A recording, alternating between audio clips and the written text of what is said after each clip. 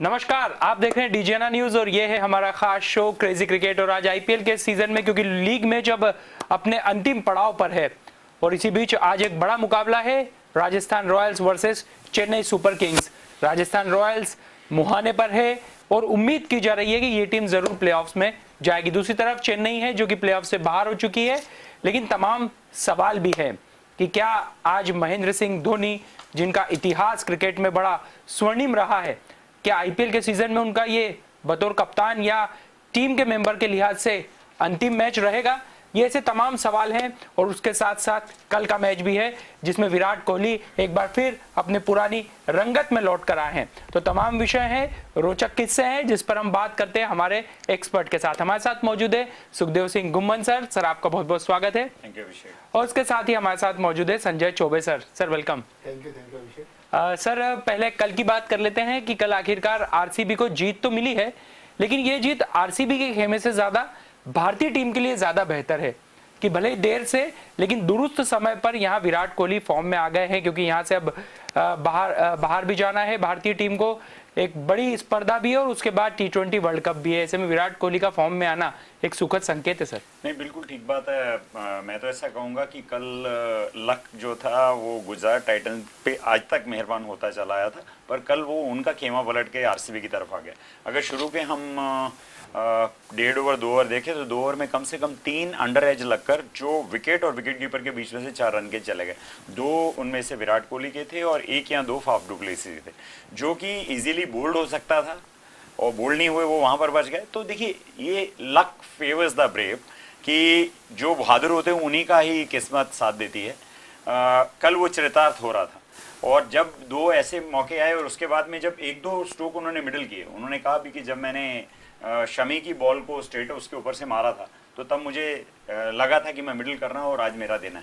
और ये भी उन्होंने कहा कि मैंने 90 मिनट्स नेट्स पे बैटिंग करी थी, प्रैक्टिस कर रहा था और प्रैक्टिस करते समय मैं बिल्कुल मिडिल कर रहा था और मैं अपने आप को यही बैकअप कर रहा था कि सारी चीज़ें भूल जाओ, तुम पॉजिटिव खेलो, अच्छा खेलोगे तुम बढ़िया खेलोगे। और बोले उसी स्ट्रेटजी में मैंने जाकर खेला। और कल उनकी जो बॉडी लैंग्वेज भी थी, ये वही बॉडी लैंग्वेज थी जिस विराट को हम जानते हैं।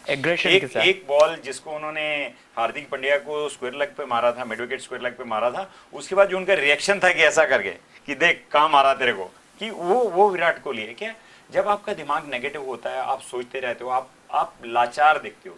जिस तरीके से उनके ग्लव्स में पिछले मैच में लगा, रिब्स में लगा और शॉट थर्ड मैन के ऊपर उनका जो है कैच चला गया, वो ऊपर देखते हुए जिस तरीके से गए और बात कर रहे थे, ऐसा लग रहा था कि बहुत ही लाचार प्लेयर है, उनकी बस ही नहीं चल रही है।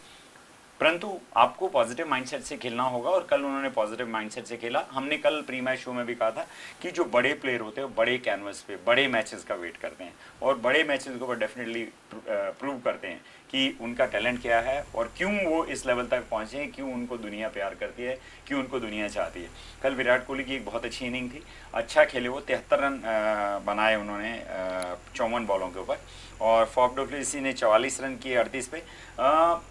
पहले गुजरात टाइटन ने जब टॉस जीता और बैटिंग करी तो हमें लग रहा था कि ये उनका चिर परिचित खेल है कि वो जब उन्होंने पहले बैटिंग करी है उन्होंने मैच जीते। बट अनफॉर्चुनेटली कल विकेट थोड़ा सा स्लगिश था और लगातार 2 विकेट हो जाना। शुभमन गिल का जिस तरीके का मैक्सवेल ने कैच लिया जॉस हेजलवुड की बॉल के ऊपर, स्प्लेंडेड कैच था कि आप फुल लेंथ डाइव करते हैं राइट में और सिंगल हैंडेडली आप वो कैच ले लेते हैं। ऐसे कुछ स्पार्क चाहिए होते हैं टीम को इस तरह का परफॉर्मेंस पुटअप करने के लिए। और उसके बाद में विद्यमान साहा जो कि एक इनफॉर्म बैट्समैन थे, उनका एक रन आउट हो जाना। हार्दिक पांड्या ने कॉल किया, रन नहीं था, डायरेक्ट वो आउट हुए। 2 विकेट बैक टू बैक गिर जाने के कारण से जो एक सेटबैक लगा गुजरात टाइटंस को, तो वो धीरे धीरे इनिंग बिल्ड करने के चक्कर में लास्ट में जबकि उन्होंने 5 ओवरों में 62 रन बनाए तो भी स्कोर जो था 168 रन ही वो बनाए 5 विकेट के ऊपर। एक समय ऐसा लग रहा था कि हाँ ये मैच 168 विकेट जो है ये बहुत कॉम्पिटिटिव होगा, परंतु मैंने जैसे कहा कि लक जो है वो आरसीबी के साथ था। ग्लेन मैक्सवेल जब खेलने के लिए आए तो पहली बॉल के ऊपर बोल्ड हो गए थे, बट क्योंकि वेल्स थोड़ी सी जो है मैं तो ऐसा कहूँगा कि हल्की भारी थी या उनकी पोजीशन ऐसी थी कि बॉल जैसे ही लग कर गई वो थोड़ी सी उठी और वहीं बैठ गई। वेल्स जब तक डिसलॉज नहीं होंगी, गिरेंगे नहीं, तब तक बैट्समैन आउट नहीं होता है और वो एक स्ट्रोक ऑफ लक था। उसके बाद उन्होंने ताबड़तोड़ 40 रन बनाए 8 बॉलों के ऊपर 18 बॉलों के ऊपर, और 8 बॉल रहते हुए आरसीबी ने मैच जीत लिया। मैच तो जीत लिया और प्रेजेंट पॉइंट टेबल के ऊपर वो चौथे नंबर के ऊपर है, परंतु ये एक बहुत ही शॉर्ट लिव्ड टॉप 4 में उनकी एंट्री हो सकती है, क्योंकि पहले 5 जो टीम्स हैं उनमें से यही एक टीम है जिसका नेट रन रेट माइनस है। अब 2 चीज़ें डिपेंड करती हैं कि आरसीबी जो है किस तरह से प्लेऑफ में जा सकती है। आरसीबी अगर मान लीजिए आज के मैच में जो राजस्थान रॉयल है सीएसके से बहुत ही बुरी तरीके से हार जाती है और उनकी नेट रन रेट जो है आरसीबी से माइनस चली जाती है, तो राजस्थान रॉयल बाहर हो जाएगा, जिसके कि मुझे चांसेस नहीं लगते हैं कि राजस्थान रॉयल में शिमरन हेटमायर जो है वो गए हुए थे, वो वापस आ गए हैं, आज के मैच में खेलेंगे। उसके बाद में कुछ और चीज़ें राजस्थान रॉयल के लिए बेटर हो रही हैं, जिनमें से हम देवदत्त पडिक्कल की बात करें कि 4 नंबर के ऊपर अच्छी बैटिंग कर रहे हैं, तेजस्वी जायसवाल की बात करें हम, यशस्वी तो वो अच्छी बैटिंग कर रहे हैं, उसके बाद में संजू सैमसन, जोस बटलर, रेयान पराग, ये 5 बल्लेबाज हैं, और ऊपर से आज जिस बैटिंग स्ट्रिप के ऊपर ब्रैडबर्न स्टेडियम में है वो बैटिंग पैराडाइज है, जिसमें 222 रन तक बने हुए। वहाँ बॉलर्स के लिए ग्रेवयार्ड है, बैट्समैन के लिए मौका है कि वो एक्सप्रेस करें कितने रन बना सकते हैं। तो मुझे लगता नहीं है कि ऐसा कुछ होने वाला। अब उसके बाद सेकंड सिनेरियो बचता है कि अगर दिल्ली कैपिटल्स ये मैच हार जाती है, मुंबई इंडियन के साथ उनका कल मैच है, और अगर उस मैच में दिल्ली कैपिटल हार जाती है तो वो फिर 14 पॉइंट पे रह जाएगी, तो आरसीबी क्वालिफाई कर जाएगी, जिसके चांसेस भी कम लग रहा है। क्योंकि क्या हो रहा है, अब अगर हम सीएसके की बात करें, आज जो टीम है और जो मुंबई खेलेगी, दोनों ने ही ये मान लिया है अब 2022 आईपीएल का उनके लिए एंड हो चुका है। क्यों ना अब जो प्लेयर हमारे बेंच स्ट्रेंथ है उनको ट्राई किया जाए कि वो कैसा खेलते हैं, मैच प्रैक्टिस उनको दी जाए, देखा जाए अगले सीजन में क्या तैयारी करेंगे। पिछले मैच में मुंबई ने 4 प्लेयर्स नए खिलाए थे, चेन्नई ने भी नए खिलाए थे, और मुझे लगता है कि अभी भी वो इस तरह की स्ट्रेटजी के साथ परसिस्ट करेंगे तो उनकी टीम जो है वो वीकेंड टीम होगी, दोयम दर्जे की टीम होगी, जिनका इन दोनों टीमों को हराना, राजस्थान रॉयल को और उधर मुंबई इंडियंस का जो है डीसी को।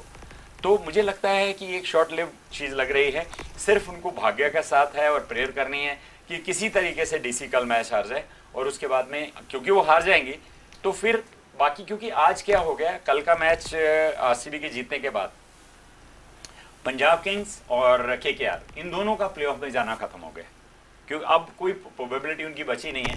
अब तो आपको 16 पॉइंट ऊपर ही कैलकुलेट करना होगा कि जो 16 में जाएंगे, 16, 18, 20 वही लोग जो हैं वो क्वालिफाई करेंगे। और अगर आज राजस्थान रॉयल का जो मैच है उसमें अगर वो अच्छी परफॉर्मेंस करते हैं और जीत जाते हैं तो वो डेफिनेटली फर्स्ट रन रेट के सेकेंड प्लेस यहाँ के लिए क्वालिफाई कर जाएंगे। और सेकेंड पे क्वालिफाई करने का पारितोष ये है कि आपको सेकेंड मौका फिर मिलेगा इन केस अगर आप पहले क्वालिफायर में हार गए, तो आपको फिर जो सेकंड क्वालिफायर होगा उसके साथ खेलना होगा, तो ताकि आपको 2 अटेम्प्ट मिलेंगे उस कप के ऊपर हाथ जमाने के लिए। तो ये पूरा गणित है जो बहुत ज्यादा रोचक और दिलचस्प बन चुका है। लेकिन सर इतना जरूर है कि कल आरसीबी का खेमा खुश होगा कि कम से कम इस जीत के बाद उम्मीदों को तो कायम रख सकें। डेफिनेटली, क्यों नहीं, उनको कल जिस हिसाब से वो जीते हैं और खेले हैं तो उनको उम्मीद तो पूरी होगी कल दिल्ली हारे, और जैसा सर ने बताया पूरा एनालिसिस करके कि वो हारे वो जीते और उनका रन रेट कम हो। जैसा मैं कल भी बोल रहा था कि खिचड़ी और इसमें सब डलता जा रहा है, अब वो कैसे पकेगी मुझे नहीं मालूम है, तो वो तो कल के ऊपर डिपेंड हो गए हैं। जब आप किसी के ऊपर डिपेंड हो जाते हो तो बहुत मुश्किल काम होता है। या तो आप ऐसे नहीं 1 मैच खेल के 2 मैच खेल के आ रहे हैं, आप 14 मैच खेल रहे हो, 14 मैच खेलने के बाद अगर आपकी स्थिति है, अगर आप बाहर होते तो फिर आपको ये मानना चाहिए कि हमसे गलती हुई है इसलिए हम बाहर। आप किसी पे डिपेंड नहीं है, वो हार जाए मतलब उसका बुरा हो जाए मेरा अच्छा हो जाए, ऐसा मैंने आज तक होते हुए देखा नहीं है कि अगर आप किसी के बारे में बुरा सोचो और आपका अच्छा हो जाए, या दिल्ली हार जाए और हम पहुंच जाए, तो ऐसा होता नहीं है और मुझे लगता भी नहीं है। पर कल वो आरसीबी बहुत अच्छा खेली, विराट कोहली ने कल जो बैटिंग करी है, मुझे लगता है उनकी 2-3 शॉट, एक उन्होंने जो राशिद को मारा सामने छक्का, फिर उन्होंने शामी को जो मारा सामने, एक कवर्स के ऊपर से ही मारा, एक एक्स्ट्रा ड्राइव भी सामने मारा, वो देखने लायक शॉट थे। बहुत ही जिसको कहते हैं कि जो इनफॉर्म बैट्समैन होता है, जिसको बॉल फुटबॉल की तरह दिखता है, उस तरह के शॉट उन्होंने कल खेले। और कल बहुत इजीली उन्होंने, मतलब जिसको बोलते हैं ना कि आरसीबी ने कल, जैसे आरसीबी का जो नाम है, जो प्लेयर्स के नाम है, उस हिसाब से उन्होंने प्रदर्शन। बिल्कुल। तो विराट कोहली का फॉर्म में आना भारतीय खेमे के लिए भी एक खुशखबरी है, क्योंकि पिछले लंबे समय से कहीं ना कहीं विराट कोहली के फॉर्म में आने की प्रतीक्षा पूरा भारतीय खेमा कर रहा था। क्रिकेट प्रेमियों के लिए कल का मैच इसलिए बहुत ज्यादा आनंददायी रहा। और अब बात कर लेते हैं आज के मुकाबले की, क्योंकि चेन्नई के सामने है राजस्थान रॉयल्स। सर पहले तो जहां चेन्नई का जिक्र आता है वो महेंद्र सिंह धोनी की ही बात होती है। क्या अनुमान कहता है आपका कि क्या महेंद्र सिंह धोनी का आज आईपीएल के सीजन में बतौर कप्तान या बतौर प्लेइंग 11 के खिलाड़ी के तौर पर आखिरी मुकाबला हो सकता है? अभिषेक, जो इंडिकेशन इस टूर्नामेंट के शुरू होने से मिले थे कि जिस तरह से रविंद्र जडेजा को कप्तान बनाया गया था, तो वो कहीं ना कहीं ये इंडिकेट करता था कि उनके रहते रहते कोई दूसरा खिलाड़ी टेक ओवर करे एज ए कैप्टन, अपनी टीम को बनाए और फिर वो एज ए मेंटर रिटायर हो जाए। पर क्योंकि अभी बीच में थोड़ी सी कंट्रोवर्सी होने के कारण से रविंद्र जडेजा को ड्रॉप किया गया और महेंद्र सिंह धोनी को कप्तान बनाया गया, तो कहीं हो सकता है कि थोड़े बहुत चांसेस ये हों कि महेंद्र सिंह धोनी अगले सीजन में भी कंटिन्यू करें, परंतु वो कप्तान किसी और को बनाए। पर ऐसा भी हो सकता है कि आज महेंद्र सिंह धोनी का ये लास्ट मैच हो। पिछले 2 सीजन में अगर हम देखें तो सबसे लास्ट मैच में सबसे महत्वपूर्ण कोई क्वेश्चन रहा होगा तो ये यही रहता है पूछने के लिए कि क्या महेंद्र सिंह धोनी, जिन्होंने चेन्नई को 4 आईपीएल जितवाए हैं, चेन्नई को इतनी बड़ी फ्रेंचाइजी बनाया है, टीम को हमेशा लीड कर आए हैं और हिंदुस्तान क्रिकेट को इतनी ऊंचाई तक लेकर गए हैं, क्या वो येलो ड्रेस में अगले साल खेलेंगे? ये सबसे बड़ा क्वेश्चन 2-3 बार के आईपीएल से चला आ रहा है और इस बार भी मुझे लग रहा है कि वो सबसे बड़ा क्वेश्चन है। और जैसे ही टॉस होगा तो मुझे लगता है टॉस के साथ साथ ही वहीं पे उनसे पूछ लिया जाएगा कि साहब क्या ये आपका लास्ट मैच है, क्या आप आगे नहीं खेलेंगे? तो एक बहुत बड़ा क्वेश्चन मार्क है। हम सब लोग ईगर रहेंगे इस चीज़ को जानने के लिए। धोनी से हम सब लोग प्यार करते हैं एज ए प्लेयर, उन्होंने जो ख्याति पाई है एज ए प्लेयर जो उन्होंने इंडियन क्रिकेट के लिए किया है वो रिमार्केबल है, उसको कोई मैच नहीं कर सकता है।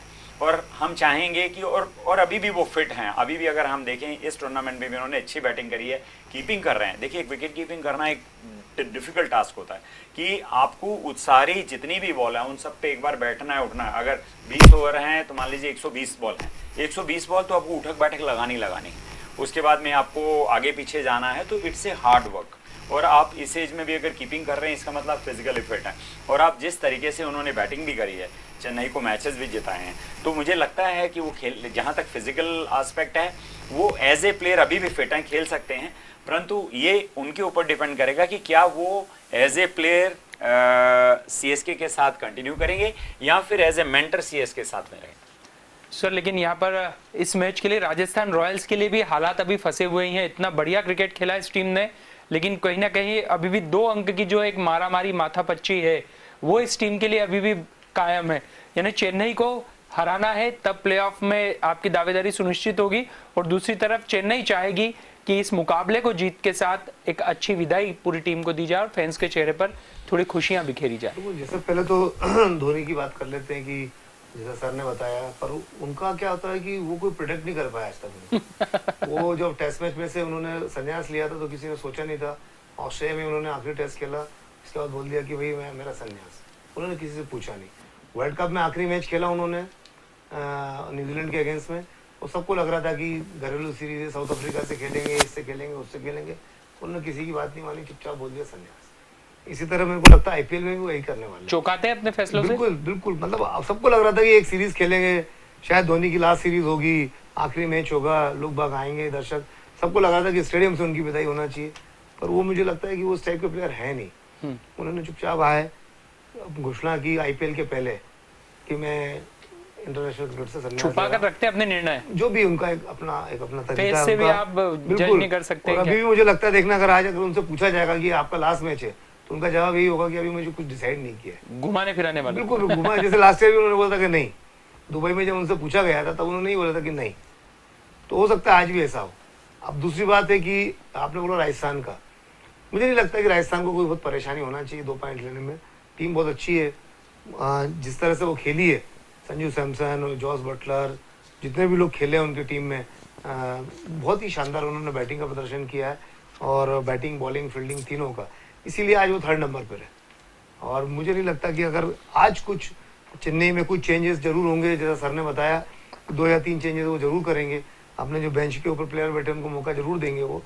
तो मुझे लगता है चेन्नई के लिए तो आखिरी मैच है, उनके लिए तो अब कोई ऐसा डू और डाई वाली सिचुएशन है नहीं, और लास्ट मैच खेल के और वो सब बायो ओवर से हटना चाहेंगे। और एक सबसे बड़ा जो सबके लिए क्वेश्चन मार्क है वो धोनी वाला ही है। अदरवाइज चेन्नई के पास और कुछ ऐसा हासिल करने के लिए है नहीं।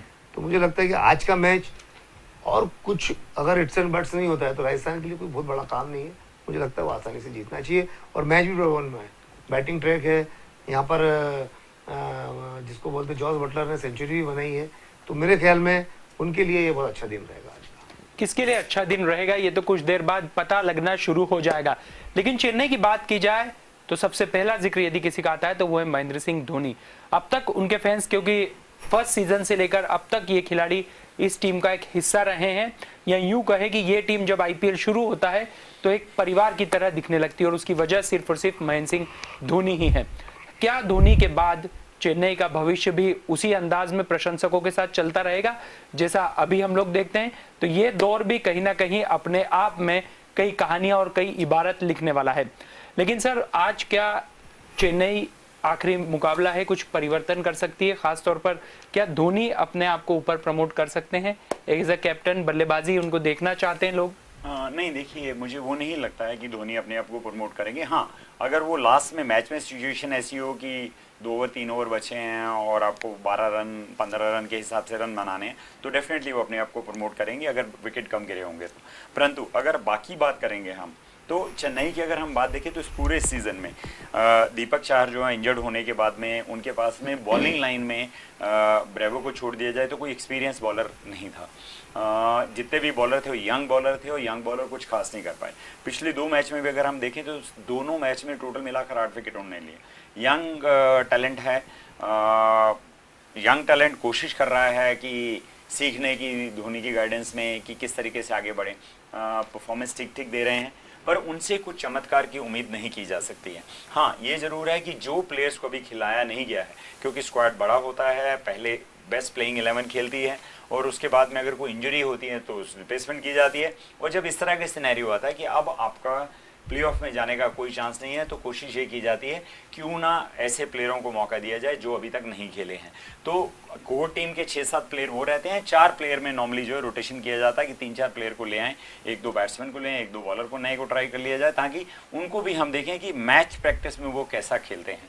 तो इनके बिना मुझे लग नहीं रहा है कि महेंद्र सिंह धोनी है। अगर मान लीजिए सीएसके पहले बैटिंग करता है तो अगर 1-2 विकेट होते हैं तो महेंद्र सिंह धोनी अपने को प्रमोट करेंगे, अनलेस अनटिल रन बहुत अच्छे बन रहे हो और लास्ट के कुछ ओवर 2-4 बचे हुए हैं और उस समय विकेट गिरता है तो अपने आप को डेफिनेटली प्रमोट करेंगे, क्योंकि वो एक ऐसे बल्लेबाज हैं कि जो 2-4 गेंद खेलने के बाद में लंबे शॉट्स मार सकते हैं, रन रेट को अप कर सकते हैं। वही एक सिनेरियो अगर उनको अपना बैटिंग क्रम को चेंज करके ऊपर लाना है तो। वैसे सर, यहाँ पर राजस्थान के लिए अब बटलर बहुत ज़्यादा ज़रूरी खिलाड़ी है, लेकिन पिछले कुछ मुकाबलों में उनका वैसा बल्ला नहीं चला जो उन्होंने शुरुआत जिस अंदाज में ली थी। अभी भी हालांकि उनका रन और स्कोर काफ़ी है इस संस्करण में, लेकिन अब ज़रूरत है सर, क्योंकि यहाँ पर अगर आज खेलते हैं तो उसके बाद तो सबसे ज़्यादा ज़रूरत उन्हीं खिलाड़ियों की होगी जिनके नाम चले हैं अब तक इस संस्करण में। जॉस बटलर की तो ज़रूरत है ही, बट मुझे लगता है पूरी टीम को ये करना पड़ेगा। हाँ। अकेले जॉस बटलर के भरोसे आप नहीं रह सकते, क्योंकि क्रिकेट है ये, वो अभी हाईएस्ट रन गेटर है, उन्हीं के पास पर्पल कैप है, सारी चीज़ें हैं। बट क्या होता है क्रिकेट है, अगर आप आज सबसे ज़्यादा इंपॉर्टेंट जैसे मैच आप बता रहे हो और आज ही अगर जल्दी आउट हो गए तो बाकी टीम फिर क्या कर रहे हैं, बाकी 10 भी तो है ना टीम। हाँ। तो मुझे लगता है कि ये टीम गेम है, इसमें सबको करना पड़ेगा, आपको सबकी अपनी अपनी जवाबदारी और अपनी अपनी जवाबदारी सबको निभाना चाहिए। जॉस बटलर तो करेंगे ही, अगर वो तो 100% कोशिश करेंगे कि भाई मुझसे रन बने, मैं फॉर्म में हूँ तो सबसे ज़्यादा रन नहीं बनाऊँ। जॉस बटलर के साथ में संजू सैमसन है, अब तो हिटमायर भी आ गए हैं, तो अब मुझे लगता है कि टीम कॉम्बिनेशन भी अच्छा हो गया है। मुझे लगता है कि इतनी परेशानी राजस्थान रॉयल्स को आनी नहीं चाहिए।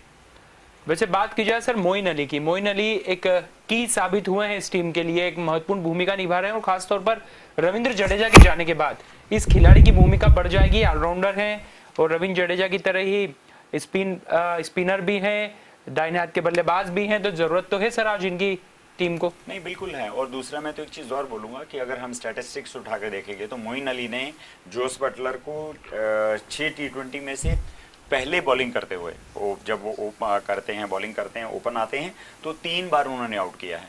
ऑफ स्पिनर हैं, क्लासिकल ऑफ स्पिन डालते हैं। हमने देखा था कितनी खूबसूरत बॉल डाली थी विराट कोहली को जब उन्होंने क्लीन बोल्ड किया था। तो स्टैट्स ये बोलते हैं कि और मुझे भी लगता है कि महेंद्र सिंह धोनी जो है वो मोइन अली को पहले यूज़ करेंगे इन केस अगर बैटिंग उनको सेकंड मिलती है तो। और वैसे भी वो बहुत इंपॉर्टेंट मेंबर हैं, अगर देखेंगे तो बहुत अच्छे ऑलराउंडर हैं, बैटिंग अच्छी करते हैं, ऑफ स्पिन बढ़िया डालते हैं, फील्डर भी अच्छे हैं और एक सीनियर प्लेयर हैं। और एक सीनियर प्लेयर जो है उससे ऑलवेज ये एक्सपेक्ट किया जाता है कि वो हर मैच में जो है अच्छा परफॉर्मेंस दे। बीच में इंजर्ड थे, नहीं खेल पा रहे थे, लेकिन जब से लौट कर आए हैं आने के बाद में उन्होंने चेन्नई के लिए बेहतर ही किया है और चेन्नई की पोजीशन उसके बाद अच्छी हुई है। पहले ज़्यादा मैचेस आ रहे थे, उसके बाद में लास्ट के अगर 1-2 मैचेस को हम छोड़ दें, बीच में जो है 2-3 मैच उन्होंने बिल्कुल बहुत अच्छी तरीके से बैटिंग भी अच्छी करी उन्होंने और विकेट भी ले रहे हैं और कंजूसी से बॉलिंग करते हैं। सर लेकिन यहाँ पर बात की जाए केकेआर, सनराइजर्स हैदराबाद, पंजाब, ये ऐसी टीमें रही है जो खेली अच्छा है लेकिन मुकाम तक नहीं पहुंच पाई है। कहाँ चूक मानते हैं आप? बिल्कुल खेली अच्छा है, मतलब अगर अच्छा खेली होती तो प्ले ऑफ में जरूर आखिरी में अच्छा खेली। हाँ, मतलब वो जो खेलना था जब नहीं खेली है। हाँ, जब खेलना नहीं था, कॉम्बिनेशन बनाने में बहुत टाइम लग गया। और केकेआर का खास करके मैं बोलूंगा कि 22-23 प्लेयर उन्होंने चेंज करे और बाद में फिर मैक्यूलम भी मतलब मालूम पड़ा कि बाद में चेंज हो गए तो कॉम्बिनेशन ही नहीं बन पाया। मतलब कोच से लेकर टीम का कोई कॉम्बिनेशन नहीं हो पाया, जबकि ये टीम लास्ट ईयर फाइनल खेली थी और प्लेयर यही थे। तो मुझे ऐसा लगता है कि जो मतलब थोड़े बहुत चेंजेस हुए थे, तो मुझे लगता है कि तुम्हारा प्रॉब्लम आया। पंजाब, मुझे लगता था कि पंजाब अनफॉर्चुनेटली मुझे सबसे अच्छी टीम लग रही थी, अच्छी टीम थी शुरुआत। मतलब मुझे जितनी भी टीमें थी उनमें ऐसा लग रहा था कि पंजाब का जो बैटिंग ऑर्डर है और बॉलिंग है बहुत अच्छा है और पंजाब जरूर प्ले ऑफ में आएगी। पर उसने भी चूक की और जहाँ पर उसको करना था वहाँ पर नहीं कर पाई। उनकी फील्डिंग भी, उनकी बैटिंग भी, मतलब एक मैच में शायद वो 70 या 75 रन पे ऑल आउट हुए, तो वो मैच उनके से खराब हो गया और उसके कारण उनका पूरा रन रेट भी खराब हुआ और उसके बाद फिर वो उस मैच के बाद से फिर वो उभर के आ ही नहीं पाई है। तो ये आप मुंबई इंडियंस का आप जिक्र नहीं कर रहे हैं, जबकि सबसे अच्छी टीम मानी जाती थी वो। सीएसके का आपने सीएसके का जिक्र नहीं करे, वो भी बहुत बड़ी टीम थी। तो टीमें तो सभी अच्छी हैं आईपीएल की, कोई भी टीम ऐसी नहीं है कि आप उसको बोल सकते हो कि यार ये टीम थोड़ी सी कमजोर थी या ये ऐसा। टीमें सारी बराबरी की थी, पर जो टाइम पर गुजरात टाइटंस का किसी ने नहीं सोचा था, लखनऊ का किसी ने सोचा था, इवन राजस्थान का भी किसी ने सोचा था। पर आप बताइए इन तीनों टीमों के पास में मुझे लगता है गुजरात को छोड़ दो तो बाकी जो दोनों टीमें हैं राजस्थान और क्या बोलते हैं लखनऊ, ये 2 बैट्समैन 3 बैट्समैन के भरोसे पूरा टूर्नामेंट और प्ले ऑफ में आई है। आप देखिए उनके 2 या 3 बैट्समैन चले हैं, उन्होंने हमेशा मैच में रन बनाए हैं और उसके कारण और बॉलिंग में भी यही हुआ कि 2 या 3 बॉलर, 2 बॉलर ऐसे थे जो हर मैच में चलते थे और विकेट लेते थे और टीम को मैच जिता के देते थे। तो वो रीजन है और कोई कारण नहीं है। वो उनको सोचना पड़ेगा थिंक टैंक को, खास करके केकेआर को। जब केकेआर जाएगा, केकेआर, मुंबई और चेन्नई तीनों टीम है, ये 3 टीम ऐसी हैं, इन तीनों टीमों को अपने बारे में सोचना पड़ेगा कि अगले साल में क्या स्ट्रेटेजी करनी है और किन किन प्लेयरों को चेंज करना है। वैसे सर इस बार के संस्करण में इतना जरूर साबित हो गया है कि सिर्फ स्टार खिलाड़ियों की फौज ही आपकी जीत की गारंटी नहीं है, खासतौर पर ऐसे दौर में जब क्रिकेट की नई पौध बहुत तेजी से अपने हाथ पैर फैला रही है, अपनी जो उनके पोटेंशियल है उसे बहुत बेहतर तरीके से मैदान पर दिखाने में कामयाबी हासिल कर रही है। और लखनऊ सर उसका जीता जागता उदाहरण है कि वहाँ स्टार खिलाड़ी नहीं है, बावजूद उसके ये टीम बेहतर करती आई है। तो सर एक ये चेंज कहीं ना कहीं फ्रेंचाइजी के मन में होगा कि अब नए खिलाड़ियों पर ज्यादा दिमाग लगाया जाए, फ्यूचर के लिए भी और वर्तमान के लिए भी। नहीं, ऑलवेज देखिए जितने भी फ्रेंचाइजी अगर आप देखेंगे उन्होंने नए प्लेयर तो लिए ही हैं, क्योंकि नए प्लेयर जो हैं वो तो आपको लेना इसलिए भी जरूरी है कि एक यंग रहते हैं, वो एनर्जी बहुत रहती है, आप उनसे जैसे ज़्यादा फील्डिंग करानी चाहिए, क्योंकि अब क्रिकेट जो हो गया मल्टी डायमेंशनल हो गया। अब स्पेशलाइजेशन नहीं है कि पहले क्या होता था, बहुत अच्छे बैट्समैन हैं आपका सिलेक्शन हो जाएगा, बहुत अच्छे बॉलर हैं आपका सिलेक्शन हो जाएगा क्या, और बहुत बार तो ऐसा हो गया बहुत अच्छे फील्डर हैं और ऑर्डिनरी बैट्समैन है, ऑर्डिनरी बॉलर है, तो भी आपका सिलेक्शन हो जाता है। पर अब ऐसा नहीं, अब आपको तीनों संस्करण में स्पेशलाइजेशन होना चाहिए, तब जाके आपको लेंगे। आप अच्छे बैट्समैन हैं, फील्डर खराब है तो आपको नहीं लेंगे, आप अच्छे बॉलर हैं, बैटिंग नहीं कर पा रहे हैं थोड़ी बहुत जब चाहिए और फील्डिंग आपकी नॉर्मल है तो भी आपको नहीं लेंगे। तो आज जो जिस तरह से संजय सर सिखाते हैं कोचिंग, हम छोटे छोटे बच्चों को देखते हैं कि उनको तीनों डिपार्टमेंट में ऑलराउंड प्रदर्शन करने के लिए सिखाया जाता है। उतना ही कंसंट्रेशन बॉलिंग पे होता है, उतना ही फील्डिंग पे होता है, उतना ही बैटिंग पे होता है। एक अच्छे बैट्समैन के लिए साथ साथ में कुछ बॉलिंग करना भी जरूरी है कि अगर 1-2 ओवर बीच में डाल सकता हो तो एक बहुत बड़ा एडवांटेज किसी टीम के लिए भी हो सकता है। तो सब फ्रेंचाइजीज ने अंडर 19 के प्लेयरों में बहुत इन्वेस्ट किया है और हमने देखा है कि हर टीम में अंडर 19 प्लेयर जो है, मुंबई की अगर हम बात करें तो वहाँ तिलक ने जो बैटिंग करी है, देखिए पहले सीजन वो खेल रहे हैं, वो मेरे ख्याल से मुंबई के हाईएस्ट स्कोरर है। जो मैचेस उन्होंने रन बनाए हैं वो सबसे अगर हम यादव को छोड़ दिया जाए तो उसके बिना वो एक बैट्समैन है, ये 2 बल्लेबाज हैं जिन्होंने मुंबई में से कुछ रन बनाए, और बाकी भी अगर हम यंगस्टर देखेंगे तो सारे यंगस्टर ने बेटर परफॉर्म किया है। और क्योंकि ये टूर्नामेंट आगे जो है आप पहले यंग प्लेयर में इन्वेस्ट करेंगे, इसका एक उदाहरण है कि जो रिटेंशन पॉलिसी थी उनमें अगर आप उठाकर देखेंगे तो राजस्थान रॉयल ने यशस्वी जायसवाल को रिटेन किया क्योंकि वो एक यंग प्लेयर है। वो चाहते तो कोई और अच्छा बैट्समैन भी किसी को या किसी अच्छे बॉलर को रिटेन कर सकते थे, परंतु अपने फ्यूचर में इन्वेस्ट किया। तो फ्यूचर में इन्वेस्ट करना बहुत जरूरी है। जो भी स्टार प्लेयर हैं, देखिए स्टार प्लेयर वो हैं जिनकी लाइफ में बहुत कम क्रिकेट आगे बची है, बहुत कम इन द सेंस वो 2-3-4 साल खेल सकते हैं, 2-3-4 साल के बाद में उनको रिटायर होना होगा, और तब आपको ये प्लेयर काम आएंगे जो उनके साथ रहेंगे, सीखेंगे, करेंगे, आपके लिए मैच भी खेल रहे हैं, और बाय द टाइम ये तो स्टार बन ही चुके होंगे। सर आप कुछ कहना चाह रहे थे? मैं ये बोल रहा था दूसरा, जैसे सर ने बीच में एम्पायरिंग को लेके, सॉरी जो कल मैक्सवेल के जो इंसिडेंट हुआ, बड़ी याद आ रही है सर। हाँ मुझे ध्यान आया अभी, तो मैंने कहा आपसे, मतलब ये थोड़ा सा आईसीसी को भी और बीसीसीआई को भी सोचना पड़ेगा। जब आप रन आउट होते हैं और अगर लाइट जलती है तो आप आउट देते हैं, बट आप कल क्या हुआ कि जब बॉल स्टंप पे लगी और लाइट जली हल्की सी, तो उसके ऊपर बेल नहीं गिरी, तो आपने आउट नॉट आउट दिया। तो ये थोड़ा सा एक ऐसा विषय है कि इस पे आईसीसी को भी और बीसीसीआई को सोचना चाहिए कि अगर लाइट जली तो आउट है, अगर बॉल स्टंप पे लगी तो आउट है। तो ये बहुत 2-3 चीजें। दूसरा एम्पायर का जो डिसीजन होता है कि अगर उसने नॉट आउट बोल दिया, गेंद जाके स्टंप पे लगी तो नॉट आउट है। तो वो मुझे समझ में नहीं आया कि जब गेंद स्टंप पे लग रही है तो फिर नॉट आउट कैसे हो। बट संजय, जैसे आईसीसी के लॉज में ये है कि अगर रन आउट है तो रन आउट में डेफिनेटली वो क्या देखते हैं कि लाइट जली, मतलब उस समय बॉल कांटेक्ट हुआ, उसके साथ साथ ये भी देखिए कि बॉल्स भी डिसलॉज हुई हैं कि नहीं हुई हैं, और वो बेल्स भी डिसलॉज हुई कि नहीं हुई। और जो बोल्ड का निर्णय होते हैं वो शुरू से आईसीसी की जो रूलिंग है उसमें ये है कि जब तक बेल नहीं गिरेगी तब तक बैट्समैन को आउट नहीं माना जाएगा। शायद इसी कारण से वो जो है वो लाइट जली लेकिन बेल डिसलॉज नहीं होना, इसी कारण से उनको आउट नहीं दिया। वो सर लाइट रखी भी इसीलिए गई है। हाँ, लाइट जो जल रही है सर, वो जला क्यों रहे हो आप? फिर आप रखो ना कि बेल के ऊपर ही रखो कि बेल्स गिरेगी तो आउट देंगे, नहीं गिरेगी तो नॉट आउट देंगे। नहीं, बेल्स में भी लाइट है सर अब तो। है ना, बेल्स में वही कह रहा हूँ मैं आपकी, जब बेल्स के ऊपर लाइट जैसे कल लाइट जली मैक्सवेल के टाइम पर, लाइट जली और बेल नहीं गिरी, तो अगर बेल्स नहीं गिरी तो उसमें बॉलर का थोड़ी दोष है। हाँ। उसने तो मार दिया ना स्टंप पे बॉल। हाँ। और उसका दोष नहीं है। अब आप, क्योंकि आपकी बेल्स नहीं गिरी इसलिए नॉट आउट हो आप। अगर एम्पायर ने आउट दिया आपको और आपके बाद छूते हुए भी स्टंप को जा रही है, कितने भी नियम ले जाइए, भाग्य से ऊपर तो कोई भी चीज आप एक चीज बताइए ना कि आप बताइए कि अगर बेल्स तो बहुत बड़ा योगदान सर, आप एक चीज बताइए कि अगर वो छूती हुई स्टंप को जा रही है और एम्पायर ने आउट दे दिया तो वो आउट है, पर अगर वो स्टंप पे जाके लग रही है और आप तो एम्पायर नॉट आउट देता है, तो मुझे थोड़ा सा मतलब एम्पायर को लेके कि यार ये क्या डिसीजन है। अगर स्टंप पे बॉल लग रहा है तो आप आउट हो। हाँ, अगर लेग स्टंप के बाहर बॉल है या आपका पैर पिचिंग, मतलब ऑफ स्टंप के बाहर आपका बॉल पैर में आगे, ऑफ स्टंप के बाहर अगर आपका पैर पे लगा है बॉल तो एक बात अलग हो जाती है, पर अगर आप स्टंप के सामने लगी तो फिर आपको देखना पड़ेगा कि ये क्या है। तो थोड़ा सा एम्पायरिंग को लेके भी जो इस टूर्नामेंट में आपने देखा होगा बहुत सारे विवाद भी हुए। इस बार के टूर्नामेंट में तो बहुत सबसे ज्यादा विवाद है। वो देखना पड़ेगा और सोचना पड़ेगा सॉरी बीसीसीआई को कि अगली बार जब हम टूर्नामेंट कराएं तो उसको और ढंग से और तरीके से हो सके। तो इतना जरूर रहा है कि इस बार के संस्करण में जो एम्पायरिंग की जो एक स्तर है उसमें गिरावट दर्ज की गई है। तमाम खिलाड़ियों की शिकायत है। कल मैथ्यू वेड भी अपने विकेट के बाद में कहीं ना कहीं नाखुश थे और हमने पर वो आउट थे हाँ। लेकिन नाखुश थे कहीं ना कहीं, वो अपने आप से थे और उन्होंने ड्रेसिंग रूम में तोड़फोड़ भी मचा दी। और यहाँ पर सीएसके के कैप्टन महेंद्र सिंह धोनी ने पहले टॉस जीत लिया है और बल्लेबाजी का फैसला किया है।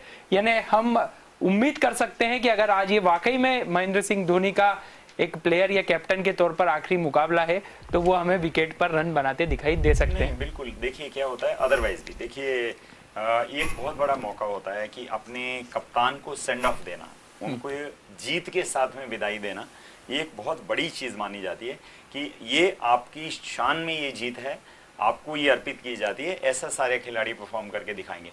और ये जो विकेट है जिस पे हम बात कर रहे हैं, ये विकेट बैटिंग पैराडाइज विकेट है कि आपको खूब सारे रन है, जितने आप लूट सकते हैं लूट लीजिए। बैटिंग पहले मिली है, हाई स्कोरिंग मैच होगा। हाई स्कोरिंग के साथ साथ आपके जो बैट्समैन हैं, अगर हम चेन्नई की तरफ से देखें तो ऋतुराज गायकवाड़ सिर्फ एक ऐसे बल्लेबाज है जिन्होंने 300 रन बनाए हैं, और ये सारे बल्लेबाज जो टॉप के जितने खेले उनमें से सबसे नीचे इनका स्कोर है, टोटल स्कोर जो है। तो कोई भी बैट्समैन इतना अच्छा नहीं खेल पा रहा है। ऋतुराज गायकवाड़ को निकाल दिया जाए तो चेन्नई जो है वो बिल्कुल डगमगाती हुई बल्लेबाजी कर रही है। ऑल्दो आज एक बहुत बड़ा ओकेजन भी है उनके लिए कि अगर ऐसा होता है। हम अभी भी वही उसी चीज़ की बात कर रहे हैं कि क्या महेंद्र सिंह धोनी अगले आईपीएल में इस येलो शर्ट में दिखेंगे। एक बहुत बड़ा क्वेश्चन मार्क है जो शायद अभी पता लगे या मैच जब खत्म हो उसमें पता लगे कि क्या वो आगे कंटिन्यू करेंगे या नहीं।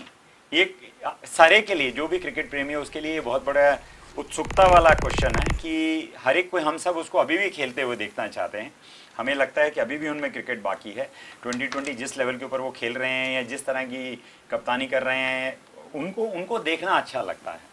तो बट हर प्लेयर का एक समय होता है, हर चीज़ के एक एक्सपायरी होती है या उसको ख़त्म होना होता है। क्रिकेट भी ऐसा ही है कि किसी दिन शुरू किसी प्लेयर ने किया है तो one day he has to call it a day. उनको अपना जूता जो खूंटे पे टांगना पड़ता है कि दैट्स इट, अब मेरे को आगे क्रिकेट नहीं खेलना है। हाँ, मैं क्रिकेट को आगे बढ़ाऊँगा, इसी टीम के साथ रहूँगा और इस टीम के साथ, क्योंकि फ्रेंचाइजी के साथ शुरू से वो जुड़े हुए हैं और ओनर के साथ भी उनके रिलेशनशिप बहुत अच्छे हैं। तो मुझे लगता नहीं है कि वो ओनर उनको छोड़ेंगे श्रीनिवासन, वो उनको अपनी टीम के साथ ही रखेंगे और चाहेंगे कि वो स्टीफन फ्लेमिंग के साथ एक मेंटर का अच्छा रोल निभाएं और इस टीम को आगे लेके जाएं। अब महेंद्र सिंह धोनी भले ही ऑन द फील्ड हो या फिर फील्ड के बाहर हो, फेस एक्सप्रेशन के आधार पर आप ये तय नहीं कर सकते कि इस खिलाड़ी के मन में आखिर चल क्या रहा है। तो आज ये भी एक बड़ा दिलचस्प वाकया होगा कि क्या आज पता कुछ चल पाएगा या फिर किसी दिन सोशल मीडिया पे एक पोस्ट आएगी और उसके बाद पता लगेगा कि महेंद्र सिंह धोनी ने आखिर इतना बड़ा फैसला ले लिया। Sir, favourite team? मैं तो संजू सैमसन की टीम के साथ ही जाऊंगा, क्योंकि उनके पास में एक परिपक्व टीम है, एक बैलेंस टीम है। उस टीम में 5 अच्छे बॉलर हैं और 6 अच्छे बैट्समैन हैं और 6 बैट्समैन जो हैं अभी ठीक ठीक कर रहे हैं हेटमायर के वापसी आने से, और एक बैटिंग पैराडाइज विकेट है। उनके जो प्लेइंग स्टाइल है उस हिसाब से उसके हिसाब से ये स्ट्रिप है। और मुझे लगता है कि आज चेन्नई, क्योंकि थोड़ी बैटिंग में भी गड़बड़ है और वो बहुत सारे रन नहीं बनाए हैं, वो जो भी रन बनाएंगे, क्योंकि यहाँ पे 222 रन बने हुए इस विकेट के ऊपर जो, तो हम रनों का अंबार देख रहे हैं इसमें।